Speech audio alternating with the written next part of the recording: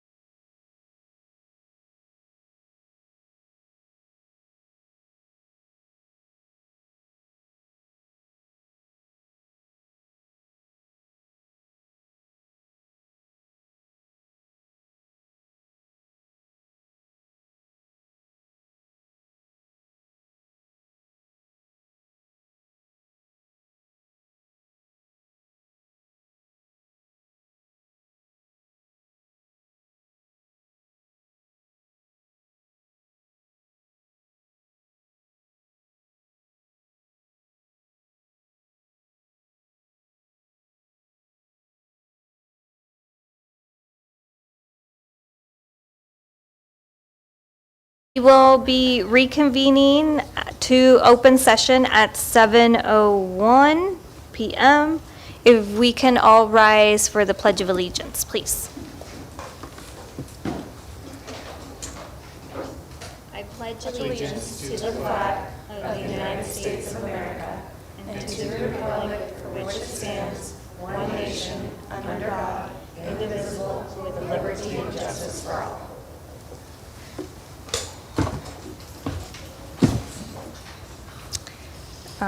Approval of the agenda. The board reserves the right to change the order in which the agenda items are discussed and/or acted upon this meeting, subject to further action by the board. The agenda for the meeting is to be approved as presented. Items may be added to this agenda for discussion or action only as permitted by the Brown Act. With that, may I get an approval of the agenda? I'll move to approve the agenda. I'll second. So I have a motion by trustee Lopez White, a second by Candelaria Orr for approval of the agenda order. Preferential? Aye. All in favor? Aye. Opposed?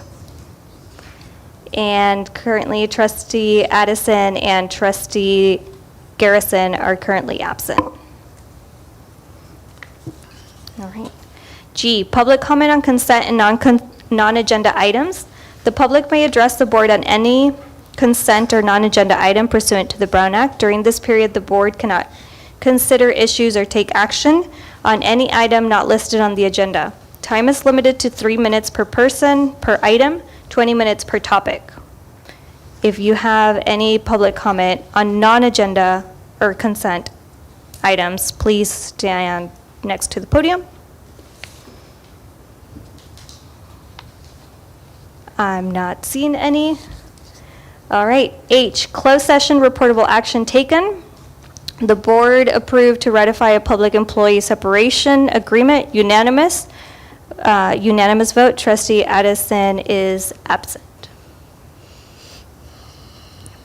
All right, consent calendar. The Cloverdale Unified School District Board of Trustees utilizes the consent calendar for items that require the approval of the board but are unroutine nature. They act upon these items in one vote. Any member may remove an item for additional questions. Board members receive their agendas and backup material 7 days in advance for our meeting. They have the opportunity to ask questions and to do research prior to the meeting.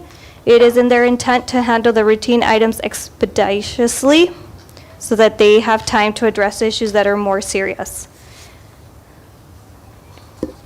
With that, I would like to pull from our consent calendar, I want approval for the following items. Number 14.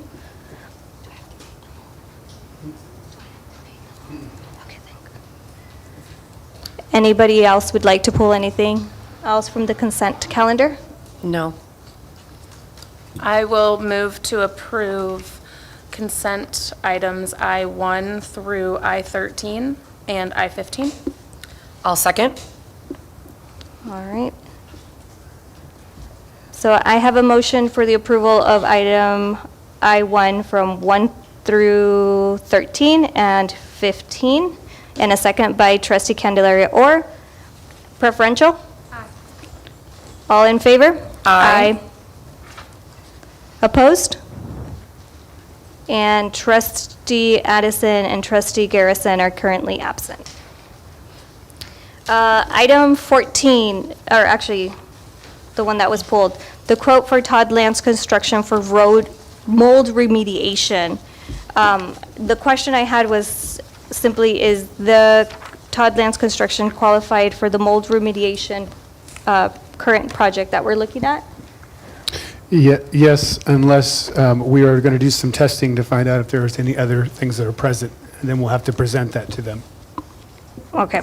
And then for this quote, what was the process in getting this quote?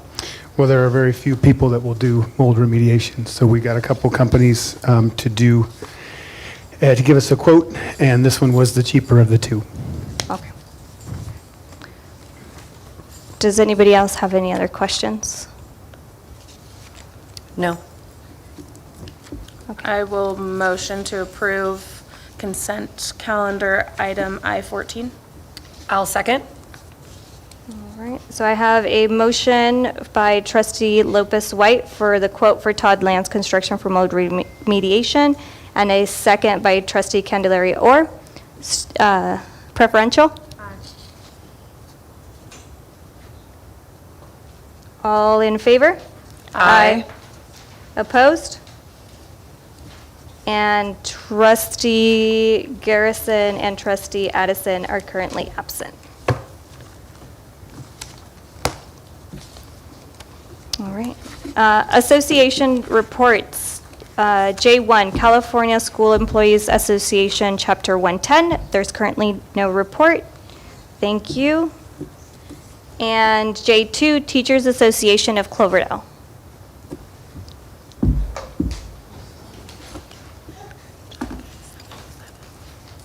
God, it's 7:07. by the way. She came in at 7:07. Yeah, I know, I already wrote it down.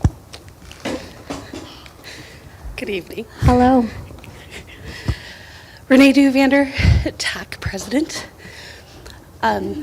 This evening, we would like to take a moment to recognize that 3 outstanding and amazing teachers are retiring at the end of this year. With over 80 years of combined service in Cloverdale, they are legacies. And we have at least one of them here tonight. The other one's probably still doing senior portfolios. So, Johnny, would you mind standing just for a moment so we can recognize you? This is Johnny Conway.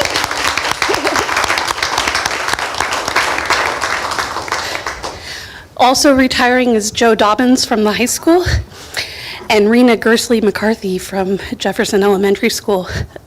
Their service to this district has had a lasting impact on students, the community, and the teachers, and they will be very missed, and we thank them.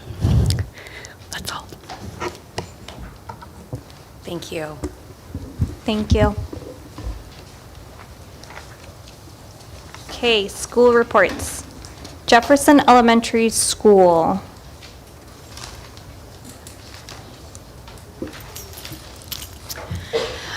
I have submitted my report to you previously, and it's submitted.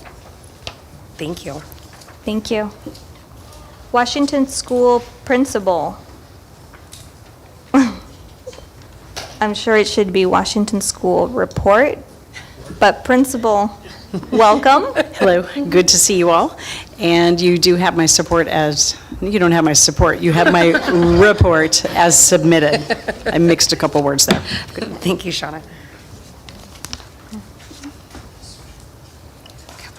Thank you.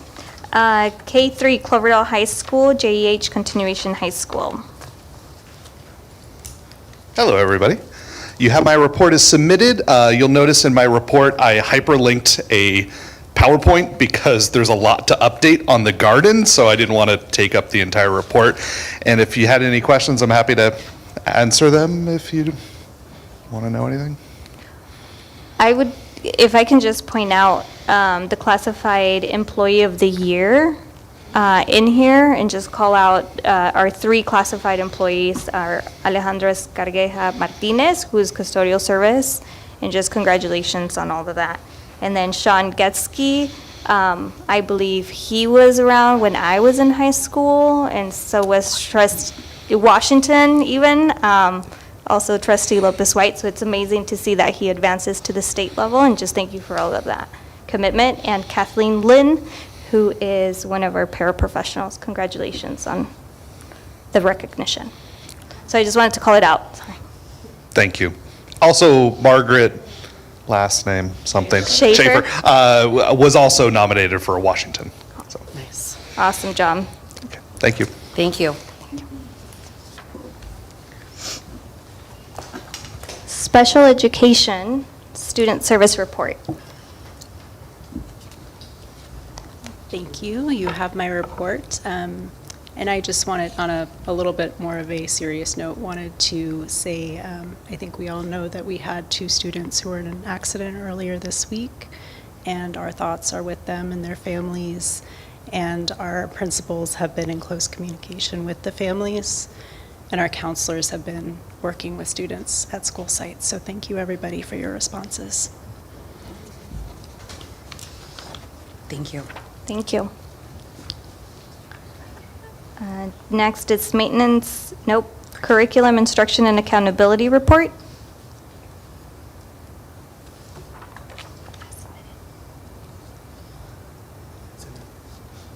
As submitted. Anybody have any questions? All right. Maintenance, operations, and transportation report. No, we did. Okay. As submitted. Okay. Moving on to our student board representative.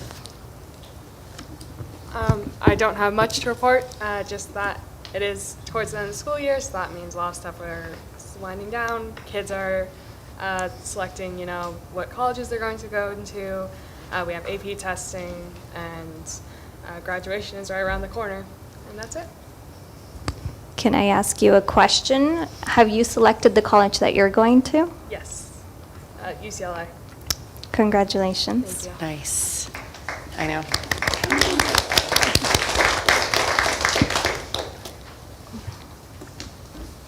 Thank you. Moving on to our board reports.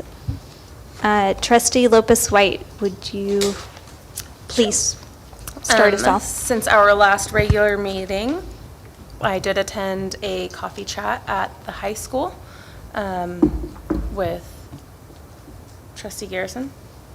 They're all blending together. We had a few of them. I think that was the last one. There wasn't many people in there, but I was happy to see that a couple faces were in there, and we got to chat a little bit, and it was very pleasant. I also attended a SARB meeting last week, I believe, or maybe the week before, and I was unable to make it to the very first CTE advisory meeting, but I am excited to hear what Trustee Candelaria-Orr has to say about it. And then between closed session and open, we got to walk around and go into some of the senior portfolio presentations, and I was very pleased to see everyone. All the seniors are much better at public speaking than I was when I was a senior, so you guys all did very great. And I think that is all I have. Thank you. Trustee Garrison? Hello. Yes, CHS Coffee Chat. I attended also Portfolio Night in Mr. Robbins' class, and I got to, for the second time, be not only a viewer, but a grader. I did not grade my child's, I just viewed hers. Mr. Superintendent Sinistero got to grade hers instead. Boosters, just a reminder, on next week, the 23rd, they're having their Lift-a-thon fundraiser, as well as a meal, I guess, dinner. They're selling tickets also that night, which will be outside of the West Gym, I believe. That same night, there is the FFA Awards dinner banquet. They're selling tickets for $5. There is on the 29th, Spring Sports Awards in the East Gym. I believe that starts at 6 o'clock. I have lots of calendar things, and I'm sure we'll all get this, but I want to get it out there in the public. Senior Awards and Scholarship Night is on May 30th. And with boosters, just they cleaned up a lot of the language in their bylaws. They are also looking for anyone who would like to join the board. So that's open first Monday of the month in the makerspace. Is the meetings at 6 o'clock. And I think I'll let Trustee Candelaria-Orr touch on the LCAP. So lots of things happening and coming up. And that is it. Thank you. Thank you. Trustee Candelaria-Orr? Okay, so first I had a great coffee chat at Washington about a week and a half ago about our before and after school programs. I really appreciated the dialogue quite a bit. Went to the CTE, the first CTE meeting, and it was so great to meet everyone that's part of the program, some familiar faces. It's nice.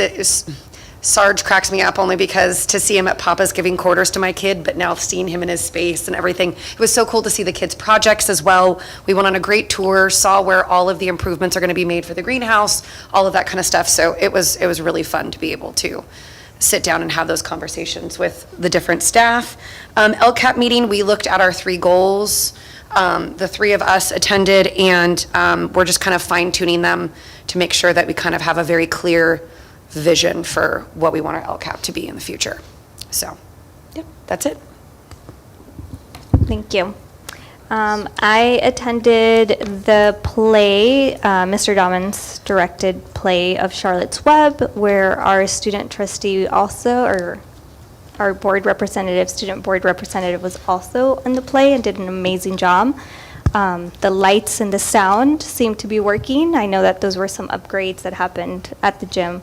And it was a wonderful play. It was wonderful. I also attended Coffee Chat here at CHS and had a good time having a conversation with everybody who attended. Thank you so much for taking the time and utilizing that and speaking and reaching out to us. As well as we have completed the superintendent evaluation and look forward to continue to work with our superintendent. And that's the end of my report.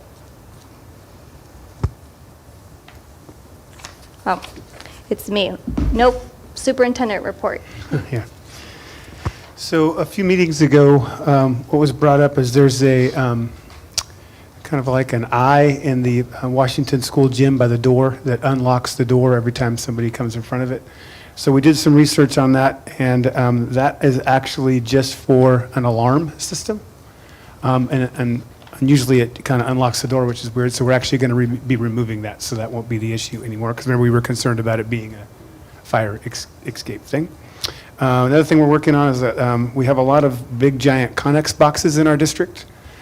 So we are working on right now of getting rid of those. And then also moving a couple of them over at Jefferson. There's one that we need to move to continued store, but it won't be able to be where it's currently at. And we found out that we don't think that they were ever surplus. So that'll be, even though we're working on getting rid of them, it'll be coming in front of you guys to surplus those for that part. And then I would also report that I know we talked about it a long time ago, but I wanted to update you guys that unfortunately my son graduates the same day as Clover Hill does. So I will probably be missing the first high school graduation at Cloverdale.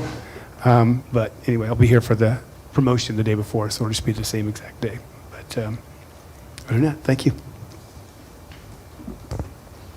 Thank you. Reports discussion, Measure H update. And I believe that's as submitted on there. I would say the only update would be is that that's not the early education facilities update, which is next, is that we are moving forward with the bus turnout at Washington. And the rest of it is just the other stuff that we're talking about. Thank you. R2, Early Education Facilities Project Update. Yeah, so we just had a Measure H meeting yesterday, and we're into DSA with our plans. We have what's the increment 1 back, which is basically just the process. We have 2 projects essentially in there. We have the site work, and then we have the classroom part. So we got the increment 1, it's called, which is, I believe, is the site work back first, and so we have to then comment back. So it's just a process. And then increment 2, we haven't gotten back yet. So normally it would just be, we'd get the 1 back, we'd put it back in, then we would get the 2 back out. And when I mean by us, I mean our architects would basically be getting that. And so that is progressing as planned right now. And of course, we've been trying to figure out the timing for that, for summer school and for next year and everything like, and moving and all that stuff too. But essentially, we can't start until our funding is there, and the funding is dependent upon DSA approval. So once we get DSA approval, then we take our approved plans and turn them in, and then we have to wait for the funding to come. Our understanding is the funding's pretty quickly given after that, but again, we're talking about the state of California, so it may take a little bit. But anyway, they're progressing as they should be right now. So we're still hoping for, at the latest, a September start, as far as the start to breaking ground. Thank you. Any questions?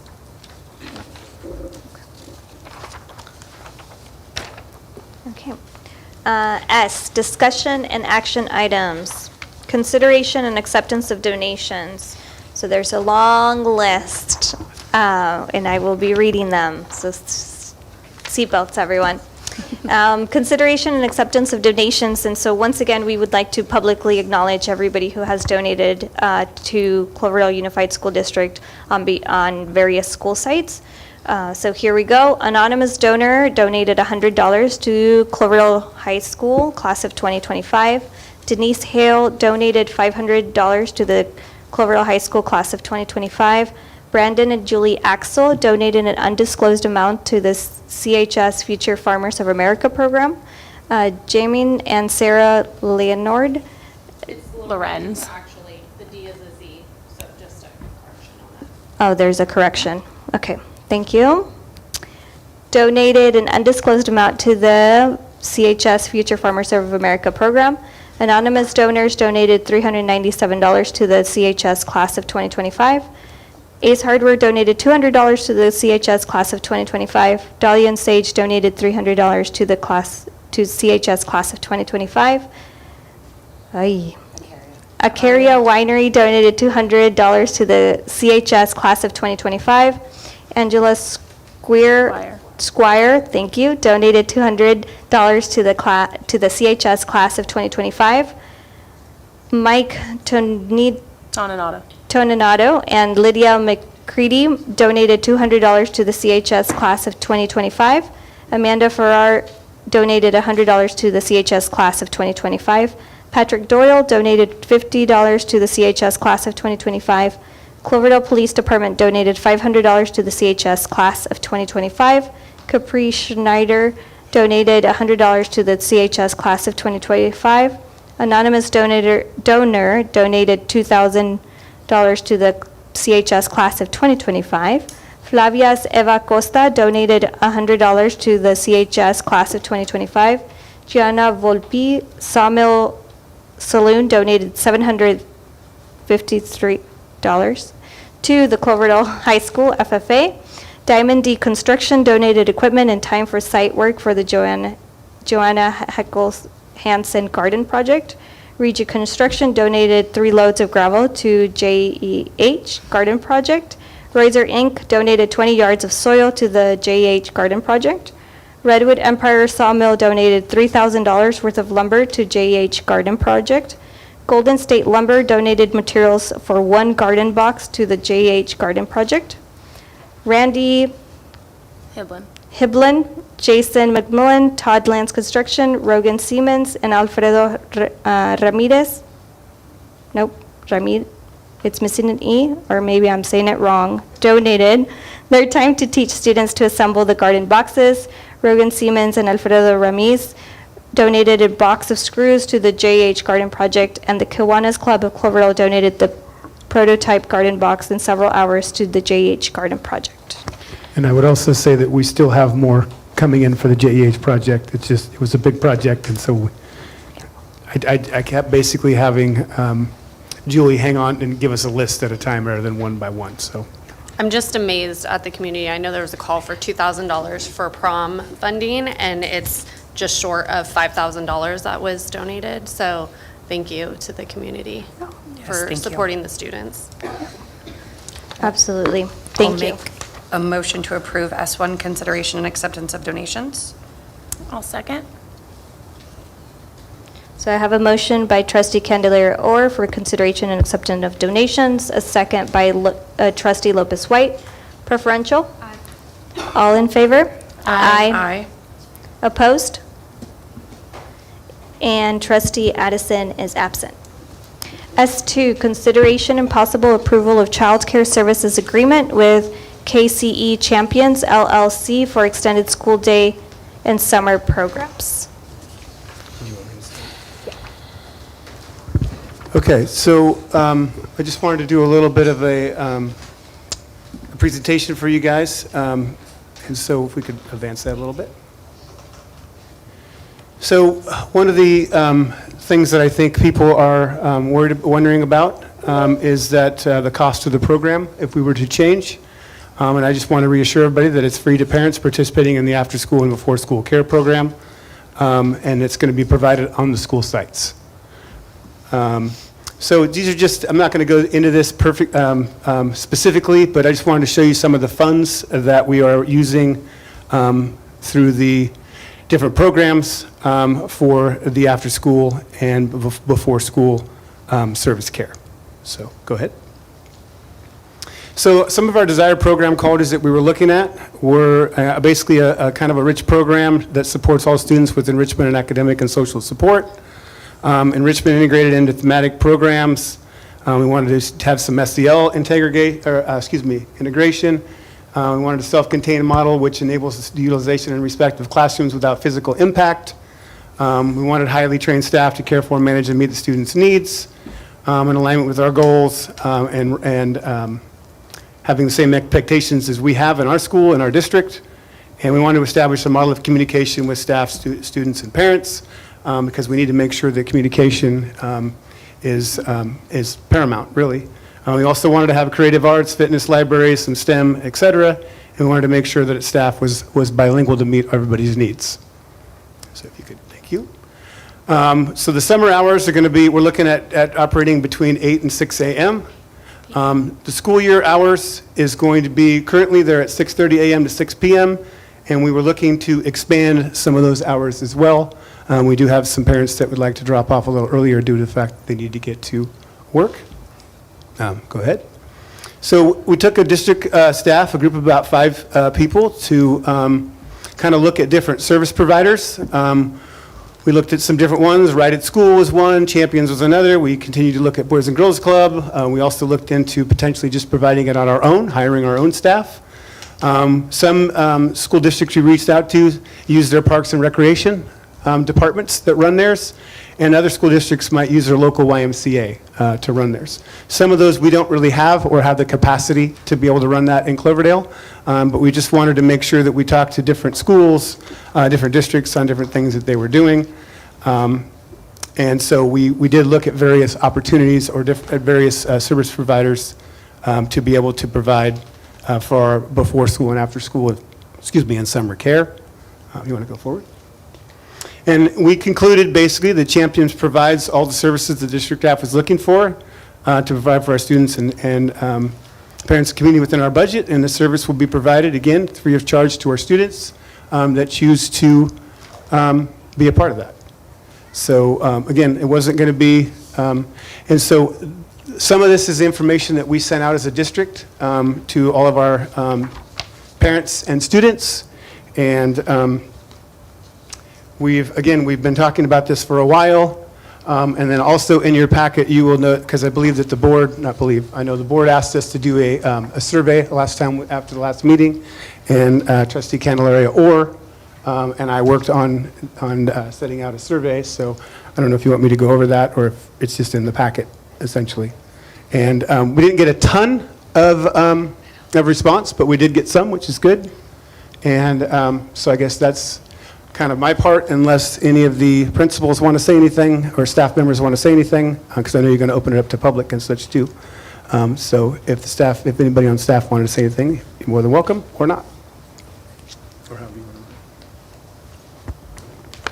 to. So right now is the time for questions from the board.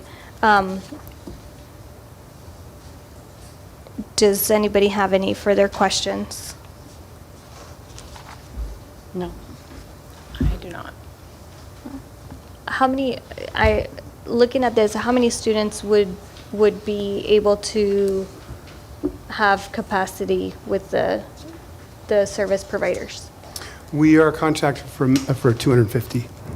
And what's the grade levels of those contracts? It's basically TK through 6, but if there's not enough that's priority, basically. If there's not enough for that, then it will expand to the 8th grade. Is there currently an offering at the high school? Well, it's a different program, but yes, and that would not affect that. This has nothing to do with what we're doing on this. Okay, This is just the before and after school care for the other. okay. Yeah.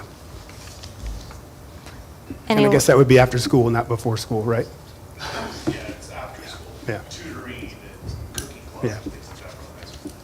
But that's not what's on, right, that's not what the champions would be providing. Okay. Correct. And currently, what's the capacity that Boys and Girls Club has? What's the capacity that Boys and Girls Club has currently? How many are in there now? I want to say it's around 167 or 173. I can't remember the last numbers. There have been a lot of different numbers, and it does change periodically. Okay. Just reading through some of the survey, there's people still currently on the waiting list. Yeah, that's what I was noticing. So if Yes, that people are not able to access Correct. the program where champions would be able Correct. to accept more. What happens if we hit that number of champions?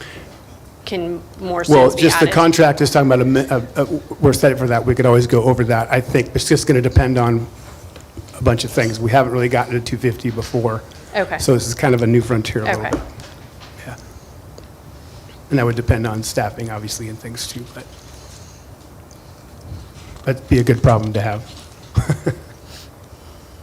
Any other questions? If you would like to, if you have a public comment on this item as to consideration and possible approval of the Child Care Services Agreement with KCE Champions LLC for extended school day and summer school programs, please stand next to the podium. And you can just make a line behind the podium, and you can just state your name for the record.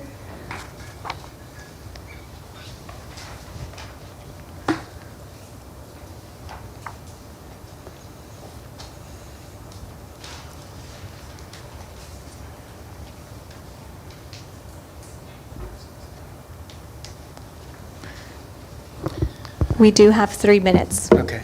Thank you. So I'm here to support the Boys and Girls Club. Both of our kids have attended the Boys and Girls Club and continue to attend their after-school program since daycare years. Both want to stay until the last minute. They thrive at daycare, or they thrive at Boys and Girls Club. The staff is local, many grew up here, and they continuously show up for my kids. They've come to the soccer games on their own time. They've recognized and honors my kids' achievements and all their hard work. Boys and Girls Club is consistent. Their dedication to my kids is evident in everything they do, even at a time when the district itself appeared to be in chaos and changing quite a bit. The Boys and Girls Club is always consistent. The Boys and Girls Club is a nonprofit that have shown their love and dedication to this community for many years.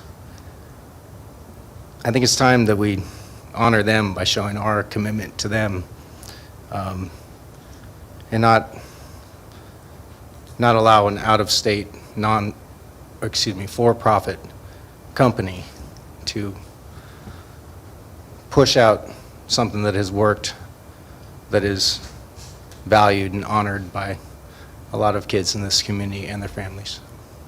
Thank you. Sorry, can you state your name for the record? Yeah. Chris Johnston. Thank you. Thank you.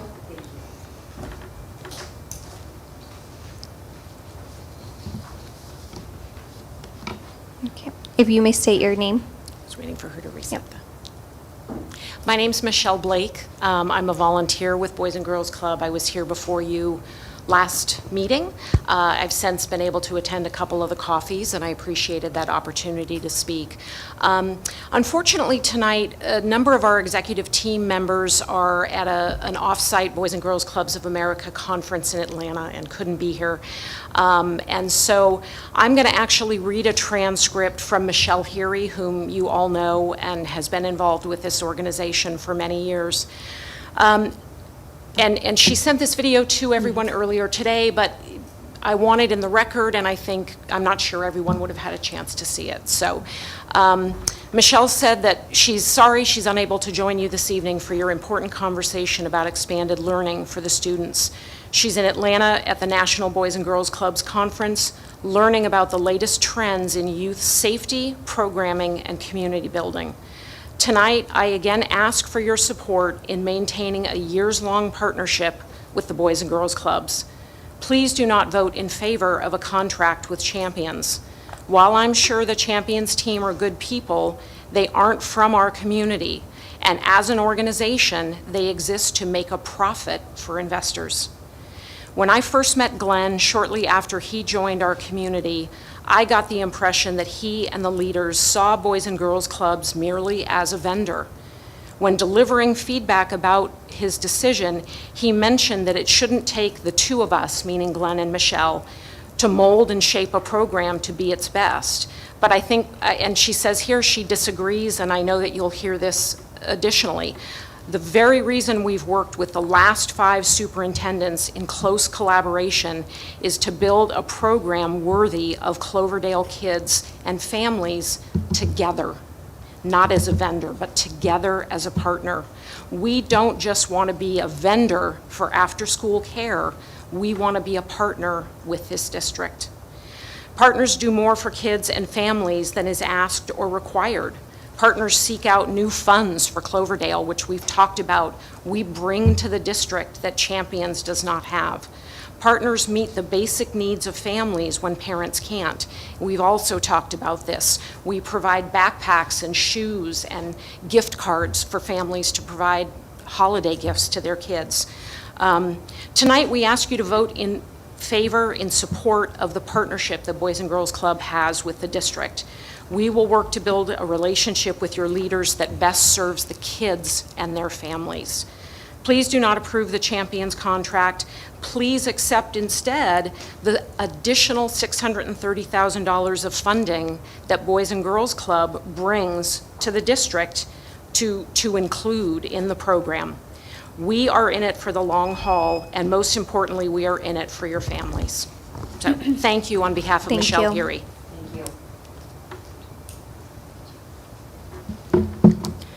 Hello, I am Delfina Ruiz, and I work at the Jefferson Boys and Girls Club. Growing up, my mom worked at Jefferson Elementary, so I'd go home with her every day and didn't have a need for after-school care. One day, my best friend invited me to go to Bring a Friend Day at Boys and Girls Club. I was very excited but nervous to go. I didn't ever do any sports or clubs growing up, so this was my first time with an extracurricular activity. Riding the bus after school that day to the Cloverdale Clubhouse was my very first taste of independence. After that day, I begged my mom to let me go every single day, and I started going regularly after school from then on. I remember the programs that were my favorite, like slime cooking and paper mache. More than anything, I remember the awesome staff that worked there during that time. During that time, I also made many new friends outside of my classmates for the first time. I was very shy and quiet growing up, as well as an only child, so this program was invaluable to my social and emotional development. I was reintroduced to Boys and Girls Club many years later at Cloverdale's annual Community Unity Day during my freshman year of high school. My group and I were tasked with cleaning out the Cloverdale Clubhouse supply room. I had such a blast that day, and we came across so many old photos and letters from my time there.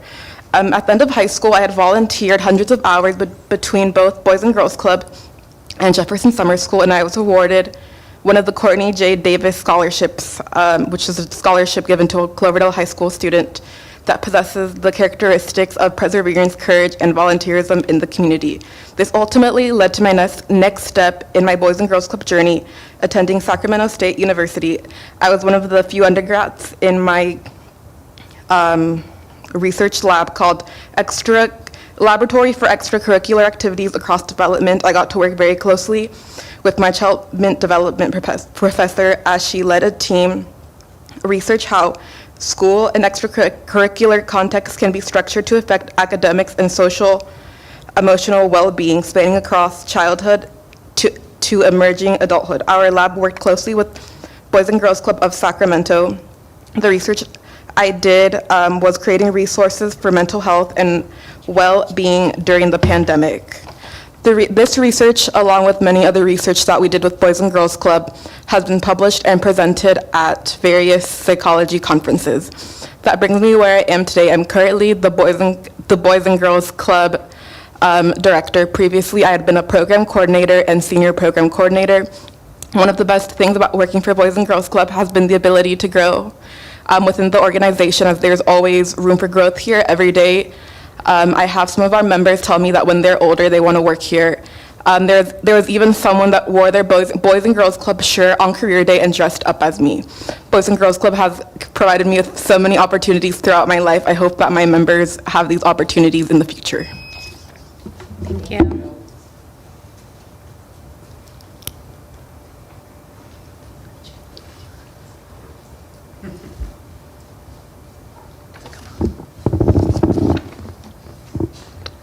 Hello.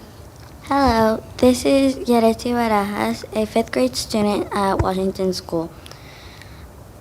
I am a member of Boys and Girls Club at Washington School. I am in the sports program for BGC, Boys and Girls Club.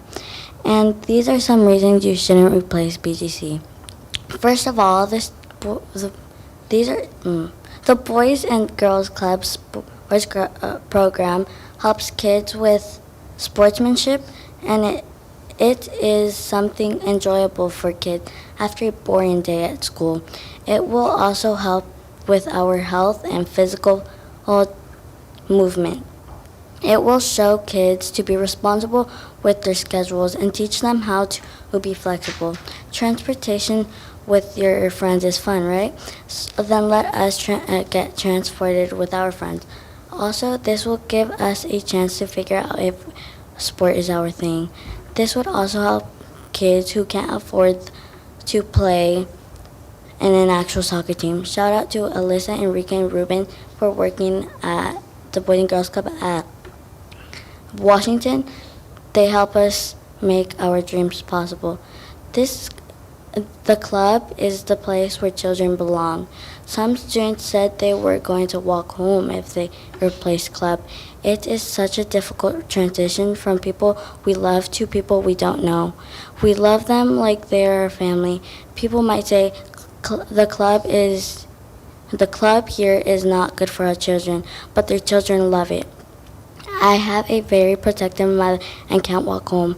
But if you put champions, I may convince my mom to let me walk home. That is how bad we want Boys and Girls Club. The club has been a safe place for me and many others to spend out time doing activities we enjoy after school. Sincerely, Yareti Barajas. Thank you.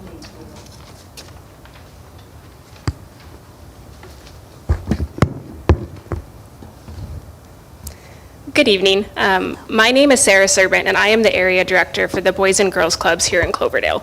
I have been working with Boys and Girls Clubs organization for almost 10 years, and the last 3 of those years were up in Cloverdale. In my 3 years working up here, I have grown to love this community and all the heart that it has.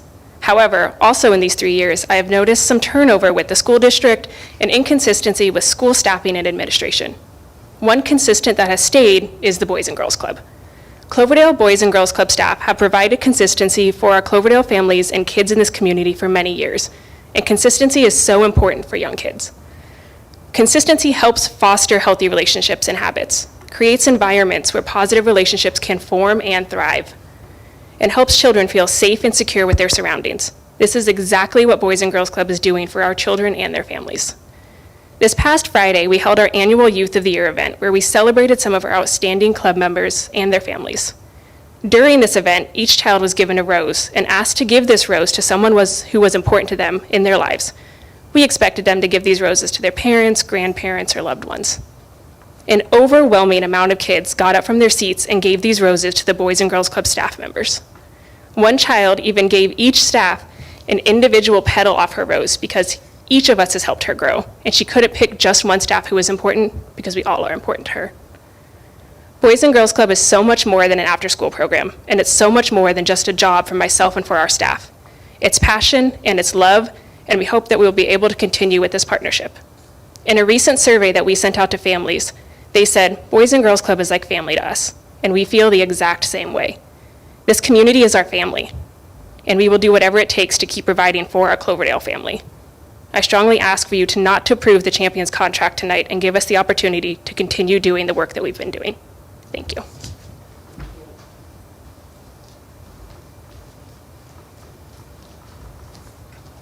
Hello, my name is Sienna Johnston. This is Miles Johnston. I am reading a letter from my daughter Scarlett Johnston, who could not be here today but wrote this on behalf of the Boys and Girls Club. Dear School Board, I attend the Boys and Girls Club at Washington Middle School. I am writing to support the extension of your contract with them. I am aware that you are not asking them to leave. However, by terminating their contract, you will disrupt how the club functions day to day.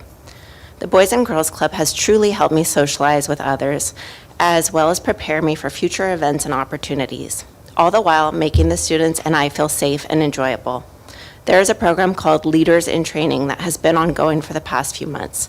We do numerous activities that are fun while also teaching us about real-world circumstances. Many include the communicating with others to solve problems, teaching how to be a good sportsman, and hospitality towards others to understand their feelings and cultures. Many programs emphasize sports, STEM, arts, and socialization. In sports, we do basketball, badminton, soccer, volleyball, flag football, and dodgeball. Arts include watercolors, pastels, portraits, and free drawing. By doing these programs, people get to interact with one another and engage in educational teamwork. Although some students do not participate, there's a section of time that we dedicate toward homework and productiveness. I find this time useful, and staff help students complete assignments and raise their grades by putting in time and effort. Students do homework while others read or play quiet board games. In all, I believe the staff have our best interest at heart and want us to succeed in life. They would support us in our decisions, so I'm hoping you can continue to support them. Scarlett Johnston.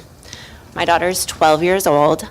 She's been going to the Boys and Girls Club since she was in kindergarten, as has my son. She was also recognized on Friday. The letter came before the recognition as the Student of the Year. And we are so grateful for the Boys and Girls Club, and we hope that you continue to support their contract. Thank you.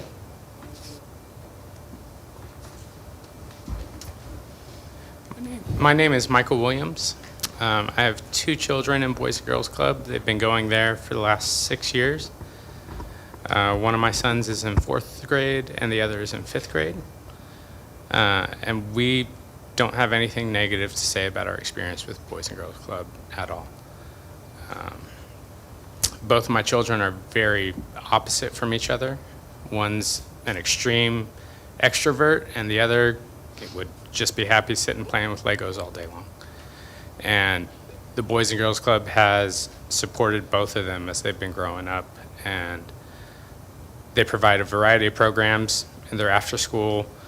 Both of my kids seem happy, and they're always excited for what they're going to be doing, knowing that they're going to find something that interests them. And you know, that list that went up at the beginning in your presentation about the things you were looking for, I didn't see anything on that list that stands out to me as something Boys and Girls Club has not been providing. And maybe I'm just unaware. It's possible. But I really hope you give Boys and Girls Club a chance to continue. I know they have, like, my kids love the staff. They've taken a personal interest in my kids. They really care about my kids, and that's been evident through everything they've done over the last few years. Especially over COVID when everyone was on distance learning. I'm a single dad with full custody, and having your kids at home at such a young age was absolutely difficult. Luckily, most of the work I could do remotely, but I know a lot of the families that end up having to have their kids at Boys and Girls Club is their best option, they don't have jobs that they can do remotely. And so Boys and Girls Club stepped up and provided a place where kids could be during that time. And even though it was still distance learning, there was a place that my kids could go to with adult supervision, safety, and still at least have some amount of social growth. And for my older son, the extrovert, didn't matter so much. He jumped right out of it and caught up, no problem. But for my son, who's an introvert, that distance learning killed his social development. And so I can't imagine how much worse it would have been if Boys and Girls Club hadn't been there for them. I do want to admit, like, I don't really have any skin in the game after the end of this year. We are planning on moving out of state. But there were a few things I found interesting in your presentation. You talked about, kind of briefly breezed over the funding that's going to go to champions if they get voted in. But you didn't give any comparison of what funding are you providing to the Boys and Girls Club. Thank you. Good evening. My name is Ray Pesci, and I moved to Cloverdale in 1989, and I had 3 kids, a 6-year-old, 18-year-old, and a 3-month-old, and all of them went to the Boys and Girls Club. And I have 3 grandchildren that have gone through the program. One of them is still in the program. He's 12 years old. And I have 2 grandchildren that are 3.5 years old, twins. And my daughter told me when I came here that she wants them to go to the Boys and Girls Club. I got interacted with the Boys and Girls Club in 1990. I was actually New Year's Eve in 1990. I was asked to provide food and catering for a Boys and Girls Club event. And it was a great turnout, and there was like 300 people, which was about 10% of the population in Cloverdale at the time. Excuse me.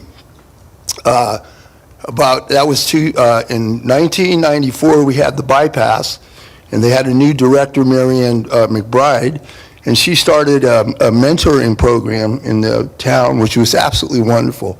I got to mentor kids twice a week, sometimes 3 times a week after school, 2 kids at a time, and some of them actually came to work for me in the end. I was interacting with the club since then as a Cloverdale Lion. We did the event the other night, Student of the Year, or whatever they called it, and we were cooking, and there's like 10 of us. We paid for everything, all the food. They set it up, they served the food, and then we found out that there was a chance the boys' club was going down. The guys were in shock. We cannot believe that we would have an out-of-town, out-of-state company take our California money and come here and take jobs and the opportunity that we've had the Boys and Girls Clubs for like 40 years here. So the guys were in shock. I'm not here representing them. I'm representing myself. But I didn't know about it until Friday night. I think that would be a grave mistake to shut down the Boys and Girls Club. They are great. They have supported us, and we support them, and we'll continue to do that. I don't know anything about the Champions. It's a great name, but they can stay in Oregon as far as I'm concerned. Thank you very much. Before I speak, can I hand a petition to somebody here? It'll go to our clerk. Almost 200 family members and community members signed that. Good evening. My name is Jason Weiss. I was here last month. I am the Vice President of Boys and Girls Clubs of Sonoma Marin. This is my 35th year working for Boys and Girls Clubs. 25 of those years have been on behalf of kids and families in Sonoma County. Tonight you're being asked to approve a contract that will turn over your contracted out-of-school services to a for-profit company that is not based here in Sonoma County. Tonight you are being asked to end a 40-year partnership with a community-based nonprofit organization that is part of the fabric of this community and has been so since the beginning. I am asking you tonight, do not approve the contract with Champions. Take some time to create a fair and transparent process that includes the potential providers, parents and community members, and district administration, teachers, and staff. You don't have to approve this contract tonight because we are ready for summer right now, and we are ready for next school year. For over 6 months, we've been planning summer programs, and we have the staff that is hired and in place for the summer and next school year. That should be a question you should be asking right now regarding Champions. Direct the administration to work with us, keeping the existing Boys and Girls Club services in place for another year while you conduct your due diligence to determine what is best for Cloverdale students. We collaborate with 16 different school districts in Sonoma County. Not one of these districts has had the level of turnover in the administration and in the principal roles that this district has had. That turnover has created many challenges for us as an after-school provider, but regardless, we have always worked hard to collaborate with whoever has been in those roles, and that has been the case with the current administration as well. We have listened, we have made improvements where we were asked to do so, and we adapted and always have when classroom space has been limited and unavailable. We have been good partners and have been good partners for many years, long before the current administration was here. When the district could not hire a bus driver, we moved our entire program onto the school campuses. When COVID shut down the schools, within a month we were open for the children of essential workers to provide distance learning support to Cloverdale students. A month after that, we opened for all students in the district and remained open to provide that support while the schools were closed. We have helped secure gifts for families during the holidays. We have provided financial support to families that have needed it. As a community-based organization, we have partnerships with many other community-based organizations. Thanks for listening. Thank you for also working on behalf of Cloverdale Youth. We look forward to and are hoping for a continued partnership. You have the power to make that happen tonight. Please also note that we have never been asked to keep our doors open later. We're willing to do that. And it was stated before, but we do not have access to all that funding, and that is the reason why we do not have as many kids as is being proposed now. So, thank you. Thank you. And I believe we have reached our 20-minute limit. It sounds like we have one more person. I would like to ask the board if we can just listen to our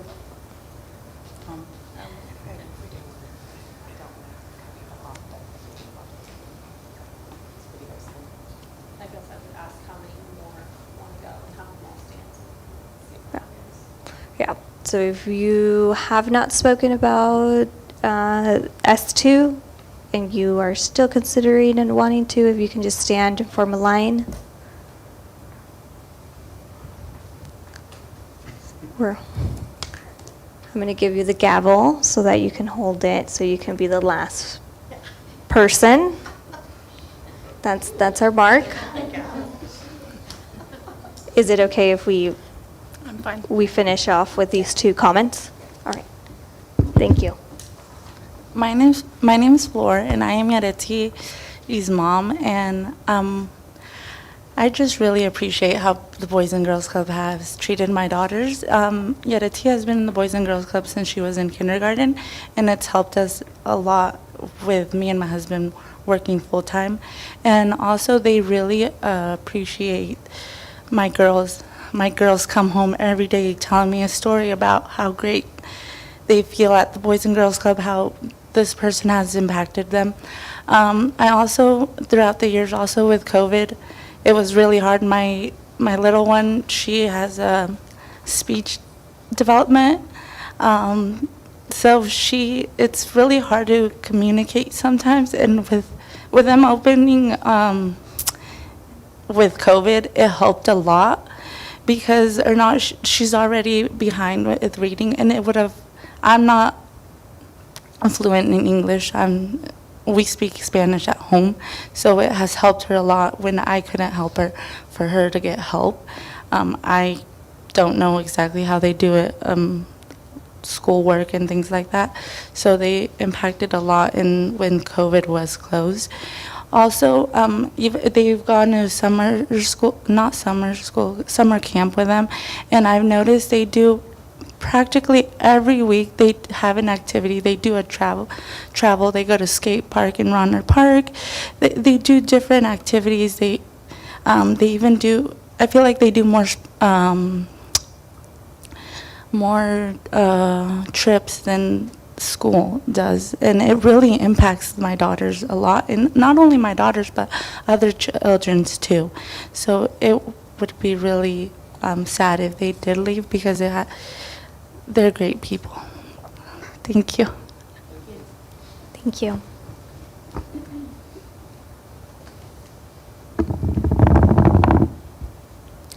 Hello, good evening, everybody. My name is Tina Plum, and I'm not as prepared tonight to speak. This was kind of a last minute joining the board meeting tonight. But I definitely have a lot of questions, and as this father had just mentioned tonight, definitely raised a big one. I would only think that it would be fair to provide a side-by-side comparison of champions against the Boys and Girls Club, and I also, because it's true, we don't see all of the funding and everything that's being put towards Boys and Girls Club, but also to Boys and Girls Club, my boys have been in the program for, probably almost 10 years. I have 2 boys, 7th grader. He's currently not attending middle school, but my youngest in 3rd grade is, and they've been great for them. They're always there for them. I do appreciate what they do. I have had my concerns over the years on various occasions for different reasons, but overall, they are good people. They care about our kids, and that's what's important. I mean, they're there more with them than I am, unfortunately, and my husband. But I would like to see more comparison of the goods and the bads of both. And I also feel like this is just coming out of the woodwork, sort of, and I just learned about this, I think, on the community page, Facebook, that they needed some support of this might happen, and I'm like, well, where did that come from? So it'd be really cool to have a bit more laid out there, and so we can get a better understanding.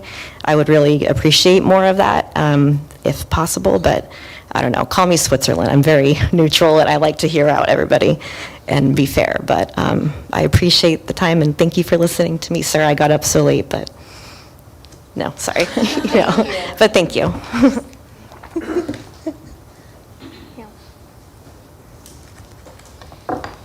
Thank you. So here, I think, I just want to make sure that we understand that S2 is looking at the contract that is in front of us. It's not outlining or looking at the other programs that I know that the group of 5 went and checked out.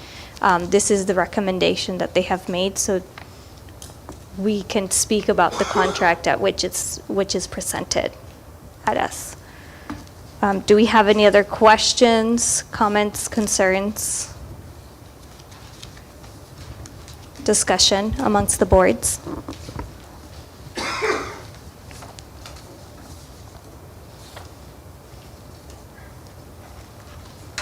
Not for me. I did have one question, and I thank everyone for public comment on whether or not Champions is going to be ready for this summer, for starting our summer. We don't have a contract with them yet, but we've been given every sign that they'll be ready for the summer, yes.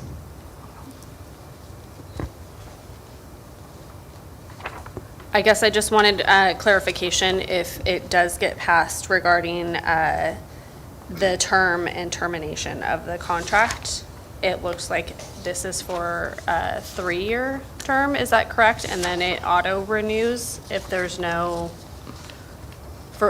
adds 1 year, like a evergreen. Is that correct, if I'm reading that? If we don't give them advance notice, yes. But we would give them advance notice if we wanted to get away from it, yes. And then if you wanted to get away from it, are you locked into the 3 years, or you would be able to get out after, say, 1 year? I think if there's a breach of contract, we'd be able to get out, but it is a 3-year term, yes. Correct.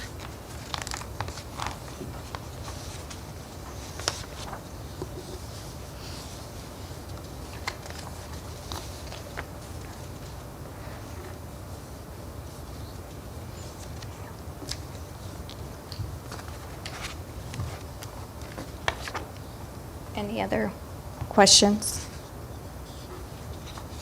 Comments? No. Okay. Do I have a motion?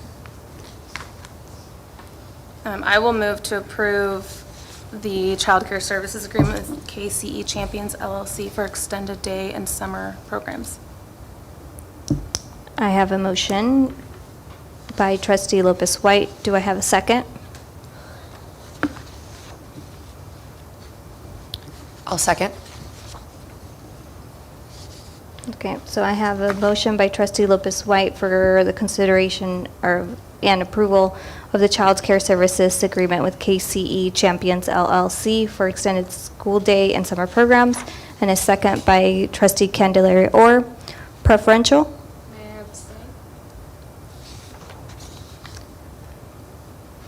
abstain? Our bylaws state unless there's an absolute reason. Conflict. So I. Aye? It's either aye or nay, so you could say whichever. Okay. Preferential? Oh. All in favor? Aye. Opposed? And trustee Addison is absent. S3, consideration and possible approval of summer school proposal. Yeah, so in front of you, we've handed out today, this afternoon, two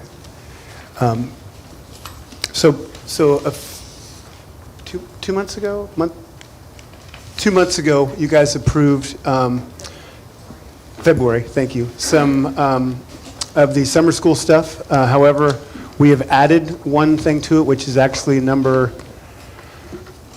6 on the, no, excuse me, that's not right. Did we even add it? No, we didn't add it to the list. So we want to add something to the list, which is the K-6 summer school proposal, which is in front of you. It will be located on Jefferson. The dates are going to go from June 20th through July 19th, with 2 no school days of the 4th and 5th. We did the 5th because it's a Friday. On the 4th is on a Thursday, so we figured it was easier just to keep it as that. Student hours will be 8:30 to 1 p.m. We will be serving lunch. And then the class size is going to be about 15 per class on a cap. And then, anyway, teachers recommend students for that, and so we'll be doing some calls home of kids that we feel like would need that. And then we're looking at 1 per grade level, which is K through 6. And again, this is in addition to what we've already talked about before. And then we have a couple teacher work days just to get prepped and ready to go for that, and so on. So you can notice that, the teacher hours are 8:15 to 1:30. The reason there is to help out with monitor some of the breakfast as well as monitor some of the lunch afterwards, to then give a little bit of time for them to prep for the days. Anyway, Michelle's here also if you have any other questions for that. Sorry for the late notice. We're kind of trying to iron out what this is going to look like for that part, where the other ones are a little bit, I hate to say easier, but a little bit. And so we needed to be able to do this. The reason why is to get this approved is because that way we can offer out there if anybody wants to do summer school. Also, one other note would be is that we do have a fair amount of our teachers that are used to teaching summer school. And so we also felt like we need to provide something, because I don't think it would be fair to some of those teachers that have kind of counted on that for their salary to do that. But we will certainly be doing, just judging by the budget we're going to be coming into, we're going to do a deep dive next year on whether or not we can afford to continue with a summer school as robust as we've been doing. But we are really starting to still trying to keep it going, and from the COVID stuff too. We have some kids that are behind. Anyway, I don't know if you want to add anything, Michelle, or Michelle can add some questions, or do you want to add something? Come on up. Thank you. So I just wanted to add that the design of the summer school program this year is targeted intervention. And so where in the last, since I've been here, it's sort of summer school, and there hasn't been tight curriculum. The pre and post assessments aren't, navigated by, designing groups based on data, things like that. So this summer, what the teachers proposed is if we're going to do it, we're going to tighten it up. We're going to have curriculum that is more of an intervention, very highly focused on students that really need to be there. So, and that's right down to what's going to happen is that teachers will reach out to parents for students who would really benefit from this tight little program, and it almost like extending over the summer and just really having the students in there that need to be there. So there's not this wide variety of kids who are, who are there because their parents want them to be there. So with the addition of having the care program on our campus, we can have conversations with parents whose students really don't need to be part of that program, and we can say, this program is also going to be there and your child would be a great fit for that program. This one's really targeted for kids who need it. So I just want to make sure you knew that kind of going into the And really, Did you mean champions? Champions, yeah. You Yeah. said care. Sorry. Child Care. Child care. Okay, sorry. It's too new.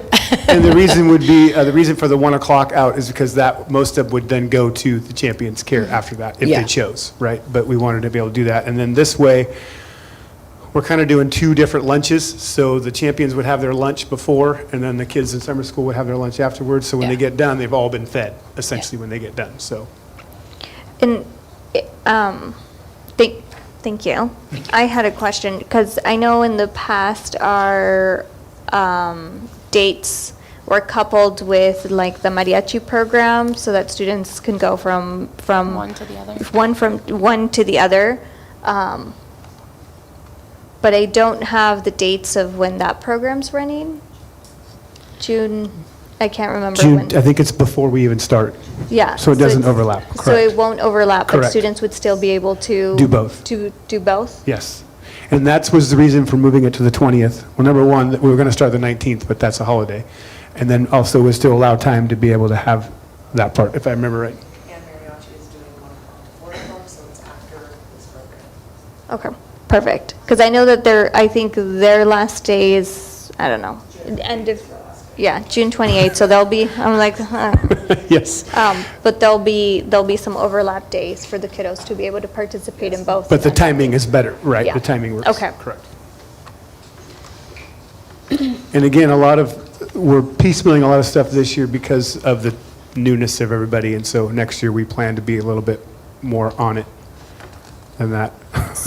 What I read earlier was with the summer school, it'll be targeted intervention, so it'll be a first come, first served basis. What if there's a grade level that there's either not a lot of recommendations for, or there's a higher number of students for that grade level?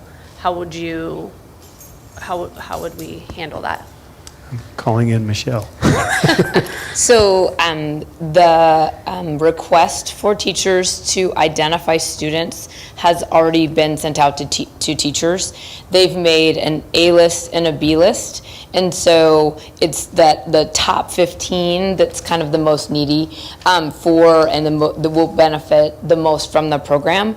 And then as those parents are, and it's a little late, I'll be honest. So as those parents say, we have other plans, then we can kind of go to that next list. And I believe there's about 15 on each list. Okay. So that we can kind of, if we're going to offer the program, and we're going to have 15, which is a very small classroom. We want to make sure it's as full as possible. So, yeah.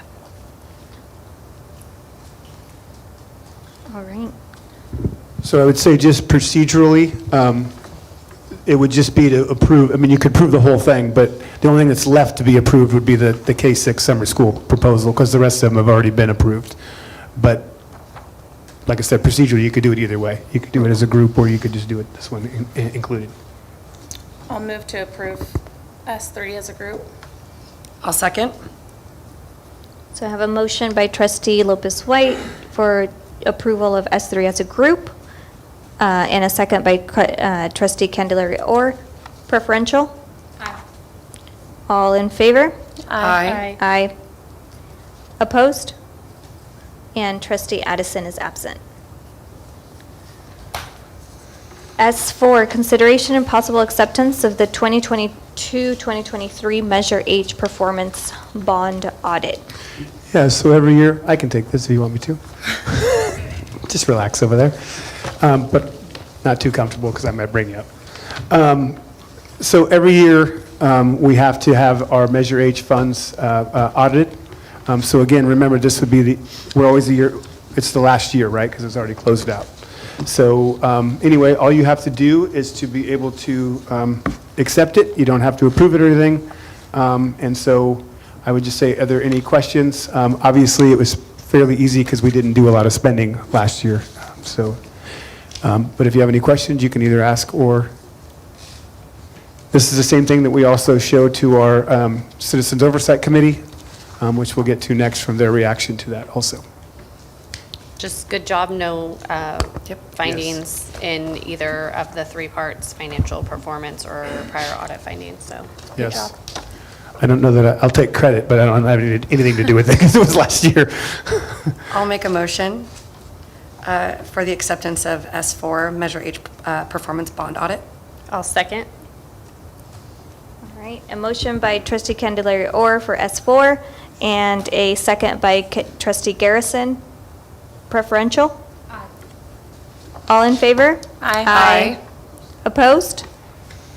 And trustee Addison is absent.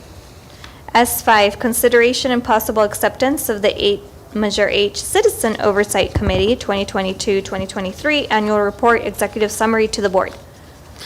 Okay, so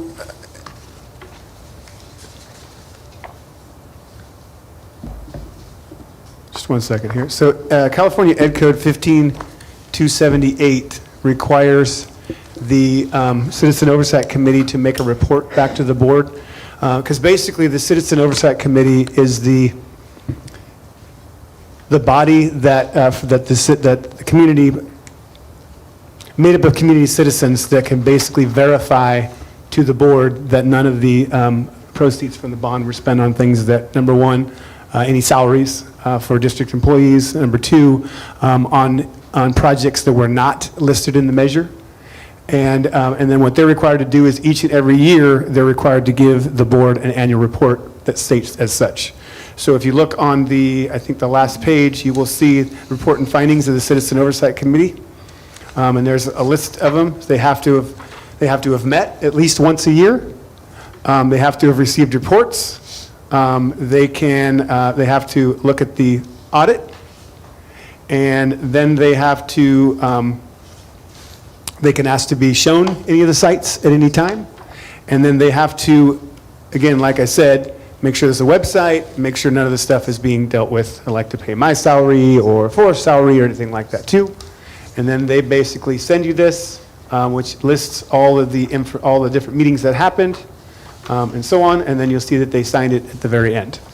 One thing that I would say is a little hard is you'll notice that there's a lot of vacancies. And so we met, it was a great group. They certainly brought me up to speed. It was really nice to be able to talk to them about the bus turnout and all that stuff that's been going on. Our next meeting will be in September, and that will just be a meeting just to show them basically kind of what we're doing. Kathleen and I, through the Citizen Oversight Committee, are going to start posting to looking for people to join. We are missing a bona fide taxpayer association member, a community at large member, a senior citizen organization member. So we are posting in the at the senior center and everything like that to do that. And then we also put it in the chamber, and then we're also going to send it out to our own people as well. So anyway, just an update on that. And so that's why my understanding is you guys haven't had an annual report every year. You've just done the audit. So this is probably a little different. That's why I explained it a little bit more. But the district that I came from, we had to do it and do it and do it. So anyway, there it is. And so you need to be able to accept that also for that. I move to accept S5, consideration possible acceptance of the Measure H Citizens Oversight Committee 2022-2023 Annual Report Executive Summary to the Board.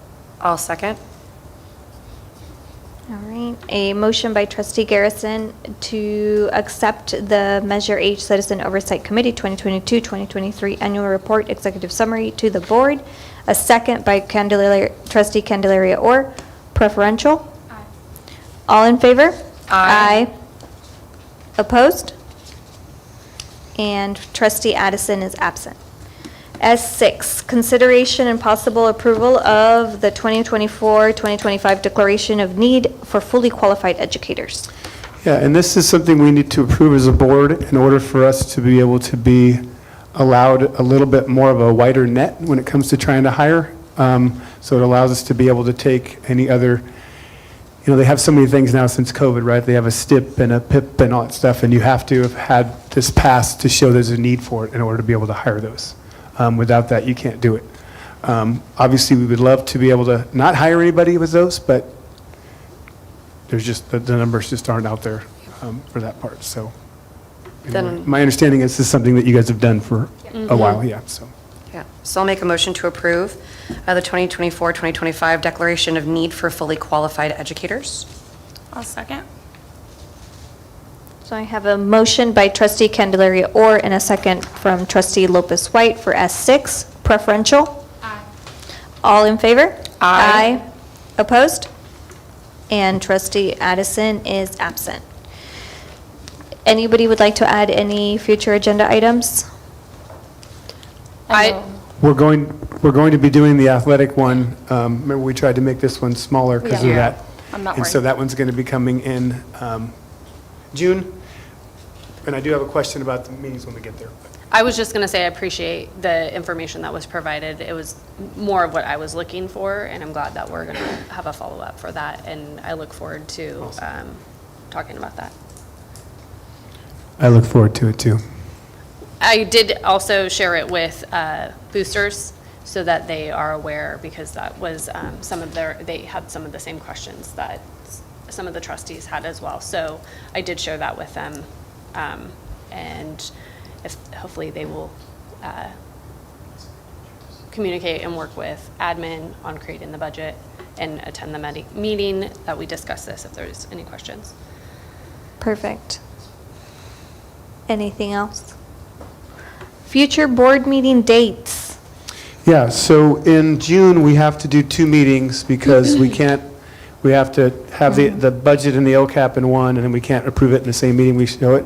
So my question to you is, do you want I don't know if fatter's right, the more healthy agenda on the 11th, or do you want and the weaker one on the 12th, or vice versa?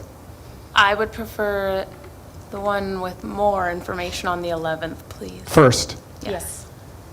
I have no skin in the game. I'm out of school, so So you're just available all the time. either day. No, but I mean, it depends, do you want to lighten I first have and no, and I heavy would one second? have less mental capacity June 12th, so I'd rather have it go the 11th. Let's just rip the Band-Aid off and do what we need to do and do Hey, it well. and- Louise, do you want to record that? She says she has less mental capacity during that time. Okay. So do you care? 11th for the big meat, Okay. 12 for the side salad. Oh my gosh. Wait, move do I to get a big, adjourn. no, you do not adjourn it. You had to take that, Jackie got it. Yeah. you had to do that to me tonight. Trustee Garrison moved to adjourn at 8:24 PM. I'll second. Trustee Candelaria Orr, do I get second. We already wrote you down as the second before you even started. Oh, would you be quiet? Preferential? All in favor? Aye.